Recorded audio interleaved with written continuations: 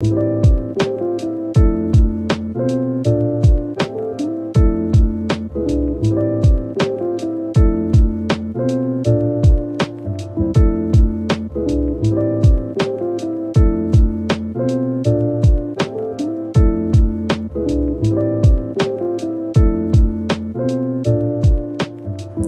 up, fam? This is the Lord has made, and we're here to rejoice and be glad in it. Welcome to the Hope TV.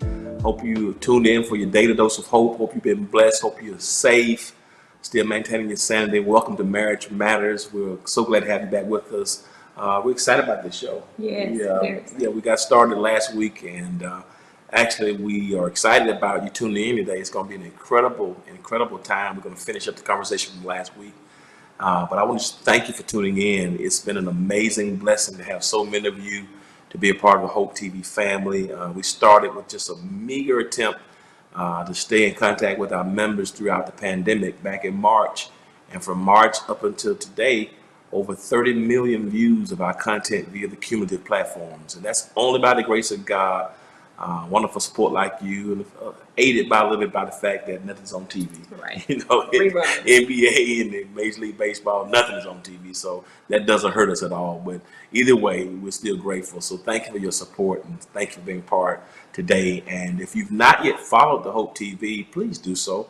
Follow us on social media. We have 3 platforms that you can follow. I want to thank God for those of you who've been following us on our IG. We're trying to get that up to 3,000 followers by the end of this quarter, and you already have done over 2,200 already, and I'm grateful to God for you. So you can follow Hope TV on Facebook, on Instagram, and on Twitter, and also you can follow the church, the House of Hope Atlanta. I miss you guys so much. I love y'all so much. Miss you. If you've not yet followed our church on all things social media, you can do it on, of course, on YouTube, on Facebook, Instagram, and Twitter. All of those platforms are up there, and information's there. Please follow us if you've not yet done it. And then last but not least, you can follow me on social media as well. I'm grateful to all of you, those subscribers. The YouTube channel, didn't know I had a YouTube channel. So those people who've been just following that channel, has been growing exponentially. I'm grateful to you. So you can follow us on Facebook, on YouTube, on Instagram, Twitter, and on Periscope. So thank you so very much for your viewership. If you're watching today by Apple TV, Roku, Twitch, Amazon, YouTube, Facebook, Periscope, the househopeatl.com website, edoitsmith.org website, the House of Atlanta app, edoitsmith app. Have your viewing. We're grateful to you for your viewership. And if you're watching through a medium that will allow you to subscribe, to like, to comment, or to share, please do so right now. To my mother-in-law who's watching, please just watch it, because she ended up hitting the Facebook Live. Just watch, mother. Don't touch nothing. I'm not talking to you, but everybody else, subscribe, like, comment, and share. It helps us. As I'm telling the truth, we don't want you on your Facebook Live with your Noxzema on your face and your head and your flannel. So just don't hit nothing. Just keep watching, mother. If you're watching, I love you, and I see you soon. So, but if you're watching, you can subscribe, like, comment, share. That helps us with our algorithms tremendously. And please send it out. If you know a married couple, somebody who's strongly considering marriage, please send that link. It's going to be an inspirational time of sharing. And I want to thank you for being a part of it. I'm very excited to have you with us.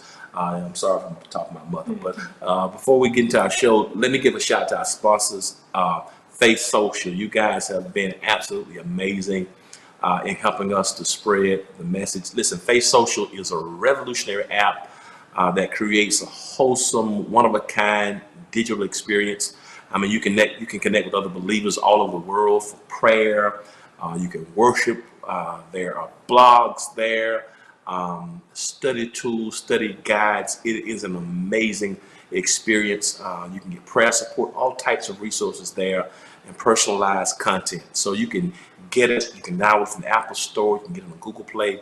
But I want to just give a shout out. It's a powerful app. And in these times, we need more inspiration, more hope. And so go to www.faithsocial.com, download that app, and thank me later. You're going to thank me later, because it's very, very powerful and very positive, very uplifting. So shout out to our sponsors at Faith Social.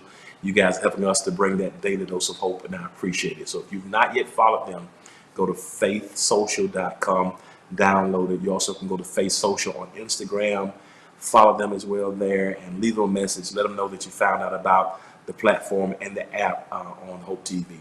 We're back today. Andre produced this show, and what do you think about last week? How do you feel about last week? Oh, it was incredible, and I can't wait to get to talk to them again. Yeah, we want to welcome back, and you can go if you missed last week.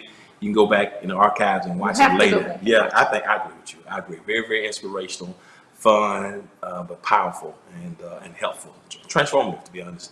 So we're happy to have back with us Pastor Lee and Robin May. What's up, May family? How you guys doing? Hey, we're so excited to be back. Glad to have you back with us. We appreciate it. And certainly we're so excited to have with us Maurice and Janice Anderson, phenomenal couple as well. Welcome back, Anderson family. Hey, everybody. How you guys doing? We're doing pretty good. Thanks for having us back. Outstanding. Do you want to get started with your first question? Sure. I want to know from both couples, when we got married, one of the things that we had a hard time finding was a couple who we thought could be mentors for us, who we knew had a happy marriage. So my mom was one of 12, and we could only find one of her siblings that had a happy marriage. Out of all of them, on his side of the family, there were the same thing. No happy marriages. All of his aunts and uncles divorced. His parents divorced. My parents had been separated. So I want to know how did you guys, who did you use as role models? Robin, were you looking for somebody like your dad? Lee, were you looking for somebody like your mom? And for the Andersons too, how did you guys, look for a mentor and what you were looking for in a mate? It is so funny you asked that question, because I remember prior to getting married, like when Lee and I were planning the wedding and prior to getting married, and maybe the first year of marriage, when I look back on that, I can remember being a bit arrogant because we had been gone through premarital. We had been, when you leave your hometown, I'm from Dallas, Lee is from all over, and we landed in Atlanta. When you leave your hometown, you are exposed to new opportunities, exposed to new things, and so you kind of start to feel yourself a little bit, right? And I remember the first year, before I got married, in the first year of marriage, looking at my parents' marriage. My parents at this point are probably celebrating about 53 years of marriage, and your parents about 50 next year. 50 next year. And I remember looking at both couples and being a bit arrogant, feeling like, oh, I'm gonna do it different.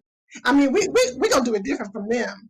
And then around year 2, you start to realize, hold on now, come back. Now, how did you stay together for 50 years? Like, what did you do to stay together for 50 something years? It really humbled you once you get in it. And so I know for me, like you, both of you, we were told, people were telling us, after that first year of marriage, they were basically telling us we were going to be miserable.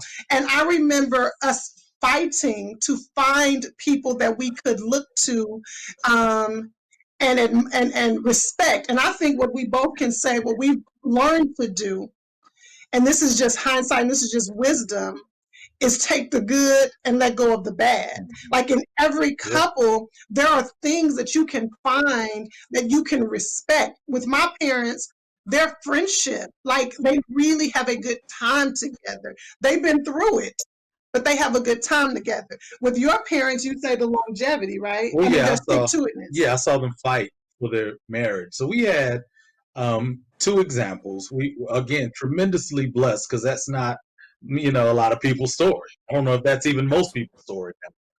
So we've been blessed with them, and we were able to see in their marriages, like Robin said, things we wanted, things we didn't want. It was a whole lot of things we didn't want as well, but we saw them fight for their marriage. I remember this. There was this, I don't know what this was. We don't espouse to this. We don't agree with this, but there was this thing in kind of church circles where we would hear pastors say, God gave me who I needed, not who I wanted.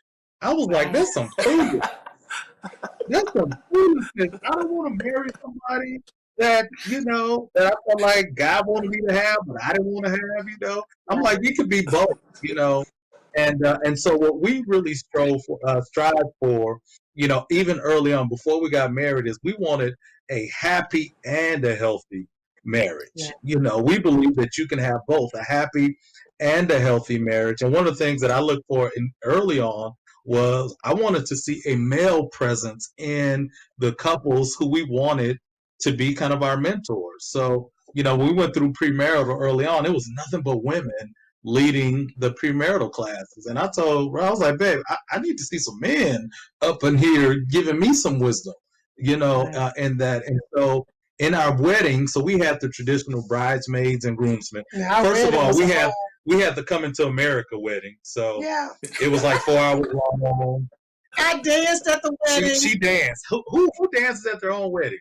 We had like 3 dances, 4 Yes. poems, 20 Uh-huh. We bridesmaids sure and did. groomsmen. Because remember last week I shared that he called off the wedding. Yeah, so And so she by the made up time for we that. got married, I said, oh, we're gonna sit here. But, We're gonna sit here for 2 hours. but let me tell you, the thing that I love about our wedding the most is that we had what we call covenant couples. So they weren't bridesmaids or bridegrooms, bridesmaids or groomsmen.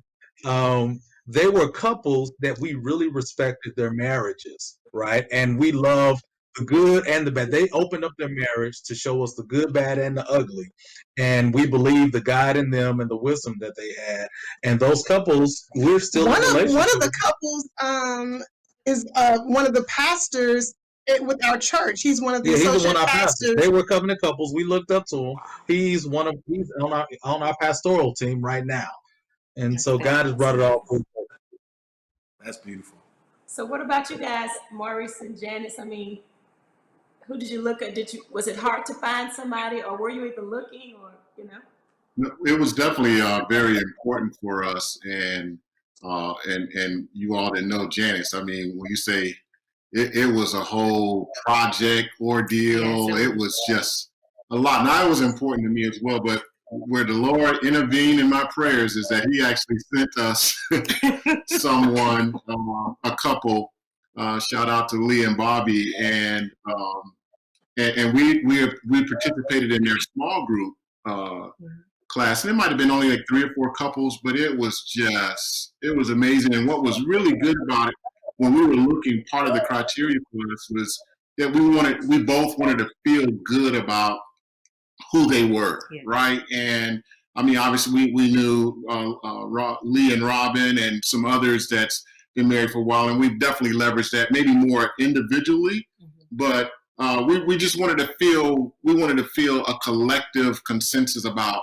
And immediately when we met this couple, I mean, it was just like, oh, that's them, Yeah. right? And for me, like Lee, when you mentioned like a guy, he's just that guy. He's just that debonair, very similar path. And so it was just really, really good there for us to have it. And I would say one other thing that was been helpful for us is that, not that we sought it out, but other couples would come to us even in our early stage. So us talking through some of their challenges actually helped us. Yeah. I mean, it was just kind of weird. Like they were coming to us for guidance, but we would talk through things, and we were starting to find out like, oh wow, we actually have overcome some other things, or here's how we've done this recently. Like, so, because again, we just at 5 years in, so we're still definitely babes in the process of the longevity. But the other good thing about the couple that we did spend time with, they have been married for 30-something years, Yeah. and love God, but they were also business minded. They were very balanced. So it wasn't like they were just like, oh, just go in your prayer closet and pray about everything, right? Right. It was just it was amazing, really. Right. So, yes, I agree with everything you just said. And I have some more I want to add.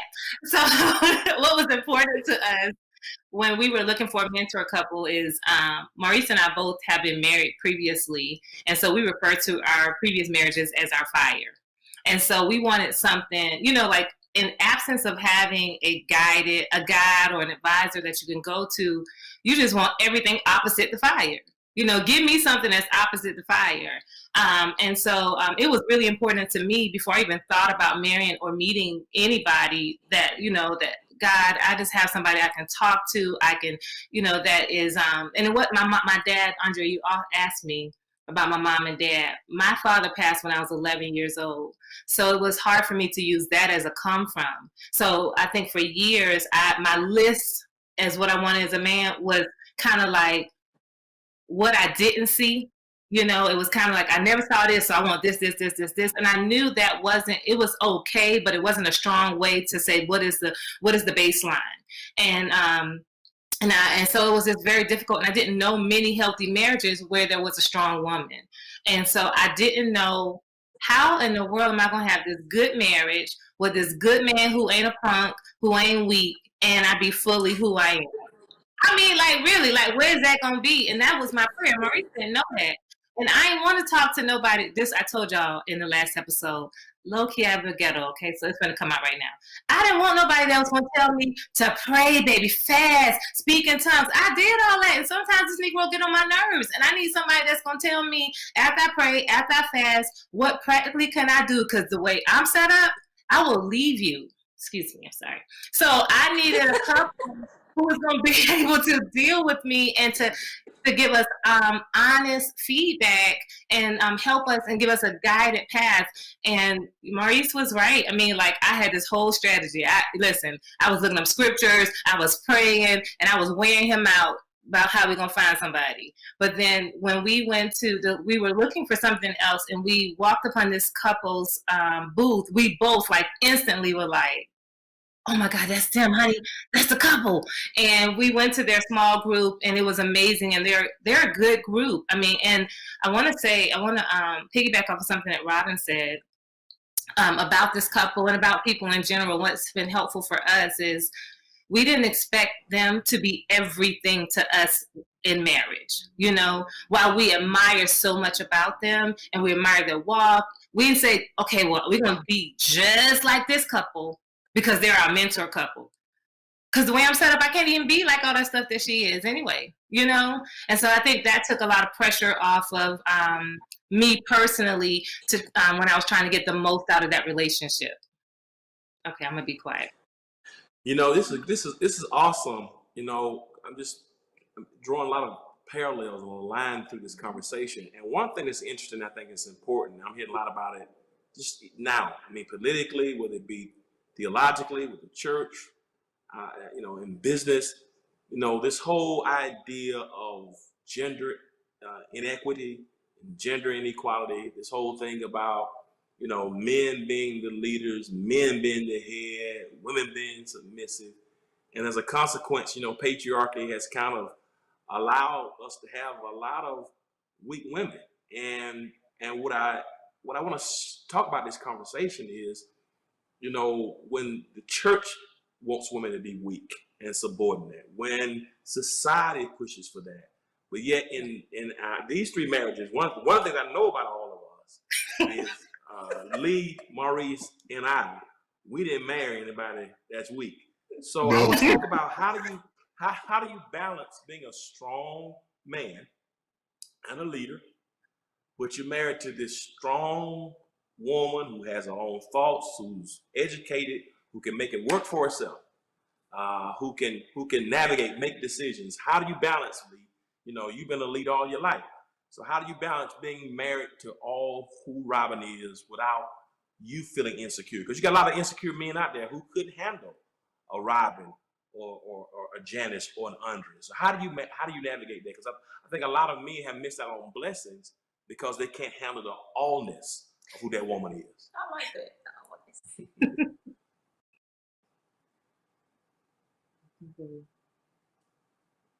They'll become one. It's two. It's not one becoming one. It's two becoming one. And she is an equal. God has gifted her and blessed her to do tremendous things. And really, it's not much of what I say to her. It's really about the self-confidence that I have in me. See, I know who I am. I know who I is. I may be overly confident in who God has made me, right? To the point that I know who I am, and I don't have to push someone down I don't have to step on them on top of them to prop myself up. I know who I am in God. I know what God has called for me to do. And God has a plan and great thoughts for my wife, and it just comes out so freely. So instead of trying to push her down so I can look better, I try and push her up. Matter of fact, I push her too fast to walk in what God has called for her to do. Well, I messed up. I said too fast. It's not too fast. I push her too fast for her. You know, I know where God has for her, you know, but I can't make her walk into that. She has to. I'm there as a support and a help for her as well. And we submit to one another. You know, there's things that I'm strong at, you know, and there's things that she's strong at. There's things that I frankly know that I'm just not good at. I'm not skilled at. That's not my strength. And when she's able to step in that place, whatever that space is, and it has nothing to do with what society has told us gender roles ought to be, or that the wife ought to be, or the man ought to be. No, it's not. It's we know who we ought to be. We know who the maids are, and who the maids are works great for us, but it may not work for the Andersons. It may not work for the Smiths, right? But we know what works for us and what is going to continue us on this trajectory that God has us on. And as long as I can remember that, you know, all I can do is be a support for her. You know, one of the things with women, I'll speak for myself, although I think I could probably speak for Janice as well, but I'll speak for myself on this. A lot of times my need to control, my need to have my hands on something is rooted in fear. My need to control is often rooted in me not wanting to feel vulnerable. And I know for me, when I start to feel anxious, when I start to feel vulnerable, I want to control all the pieces to whatever it is. And now that's not taking away from the fact that I am just a strong personality. It's just who I am. We just told y'all earlier that my dad, when I walk in the room, he thinks people should just start applauding. And so I'm just a strong personality anyway. But I just want to talk about that other side. There are times when I can be very anal. I can be very type A. And often my ability to self-reflect now is often rooted when I'm afraid of being vulnerable, or I don't know what all the pieces are, so I start trying to control it. And what has happened, again, we have been blessed to respect one another's temperament. And his temperament, his consistency, and his covering, and I'm not just saying this to hype him up, because if it wasn't, I would tell that too. His consistency, his love, his covering has created a space where I can breathe. Most women who are strong-willed just want to be able to take a deep breath. We just want to be somewhere we can just, whew. And so because I know he wants the best for me, because I know he believes in me, because I know there's nothing about me that I don't have to water down any of who I am to be with him. And because of all of that, he has created a space where I can submit, I can follow. Because a lot of times in my work as a therapist, y'all, I've asked couples that I'm working with, and I'll ask the husband, what does it mean to be the head of the household? And they are unable to articulate to me what it means. So if you can't articulate what it means, and then you have a strong woman, particularly strong women who got married later than I did, women who get married at 35, who get married at 40, and you're wanting her to take all of her and follow you, and you aren't even able to articulate to her what that means, that's a big battle that you're asking her to take on. And so what he just said, I just really wanted to just highlight that. When his security, his strength in himself gives me the space to be who I am. What about you? What about you, Maurice? You Janice, all who Janice is. How do you handle that? Well, I think for me, one, you know, I really try to lead from a position of love and effectiveness, right? And so, and what I mean by that is, I have, and we kind of alluded to it as well, is when you have somewhat of a vision of where you ultimately want to go as a unit, as a family, I'm less concerned about how we get there and more about that we get there, right? And so it's important for me, and I even, as much as I've taught leadership stuff all over the place, right?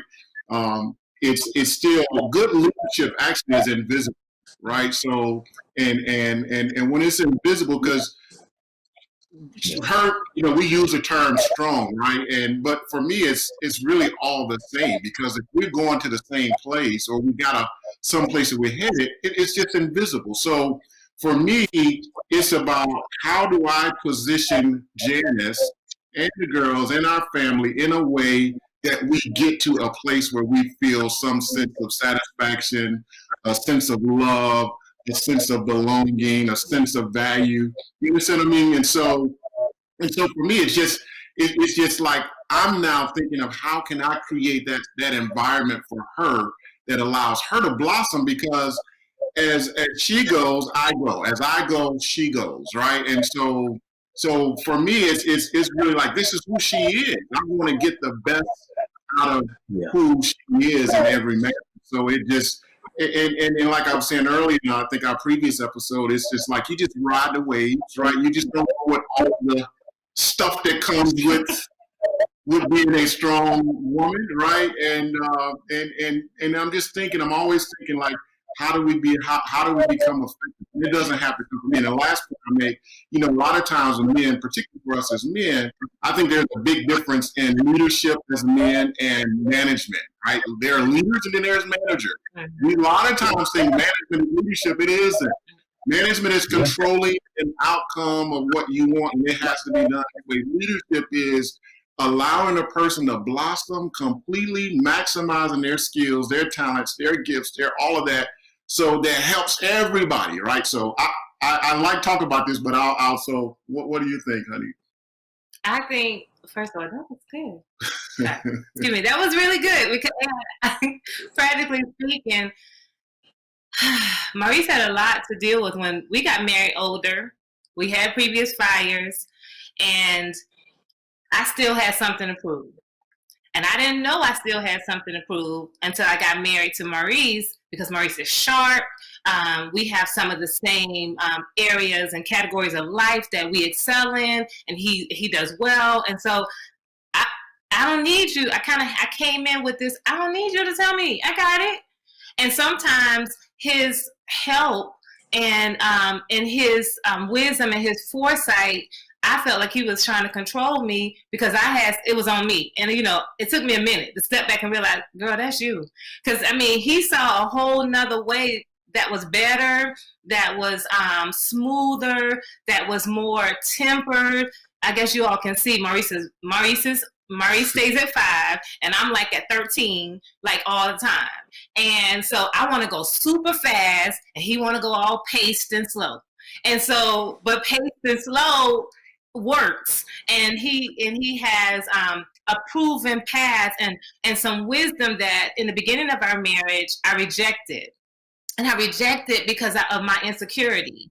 And I rejected because I felt like somehow, I didn't know what submission looked like, but somehow submitting in the way that I thought this was supposed to be was going to minimize who I was. So I questioned, y'all, everything he said to me. I was like, I'm not doing that. I rejected all the things. And I was nice about my rejection. I think I was nice. Okay, maybe I wasn't nice. But I rejected all the stuff. You know what I'm saying? Because I was doing this before I met you. I had this going on before I met you. And then what changed for us and what shifted was 2 things. One, I prayed and asked the Lord to show me Maurice's heart. Because I married Maurice because the Lord showed me in a dream Maurice, not his face, but his character and his demeanor and how he would be, how my husband would be. And I dated several guys before Maurice, but Maurice was the only guy that lined up with the dream of the husband that the Lord had for me. And only 3 people knew that dream: Robin, my pastor, and one of my good girlfriends. And so, I was thinking everybody was the one, and they was letting me know he ain't the man in the dream. But when Maurice came around, he was the man in the dream. And one of the characteristics of that man was his concern was for me. And so when I slowed down fighting against how Maurice was showing up, I realized, this is what concern for me look like. So that was one thing that helped me to really be able to embrace who he was to me and what he was being and how he was leading us. And then the second thing was, I am a strong woman, but I wanted the Lord to teach me how my strength should show up in different situations. And so my strength shows up differently. Sometimes it doesn't have to show up out loud. Sometimes it doesn't have to. Maurice don't need me to make him a strategy. Sometimes he want me to make him a peanut butter and jelly sandwich. But I wanted to create strategy for Maurice. You know, he's sharing his heart, and I'm fixing the whole world for him. And he's not my client. He's my husband. And it took a minute. He has been very patient with me, learning how to just show up as a wife, and know that me showing up the way he needs me doesn't take away anything from me. That's good. That's good. Let me ask you all this. So since we're talking about the girls, since both of you have all girls, I want to ask this question. Janice, I know that Jasmine has already, started dating. She's older. She's already been in a serious relationship. I want you to share with, the viewers how you navigated the whole dating thing with the daughter. And then Robin, your daughter hasn't started yet, but I want to know, like, what are your plans on what age, or do you see anything, is she talking about boys now? So I want to get into the whole dating thing with girls from a mom and dad perspective. Janice, you can start. Pray. Just pray now. Pray in advance. Because that has been the most challenging thing for us. When Jasmine was Jasmine already started dating before Maurice and I got married. And so I wanted to create an environment. I came up with this great idea. I wanted her to practice dating before she went to college. And so I wanted to give her an experience of dating at home so I can establish boundaries with her, talk to her about different feelings and emotions that come up. How do you deal with this thing? Because I met so many girls that never had, their first relationship was in college, and they went buck wild. So surely I don't want that to be my daughter's testimony. We thank God she didn't go buck wild.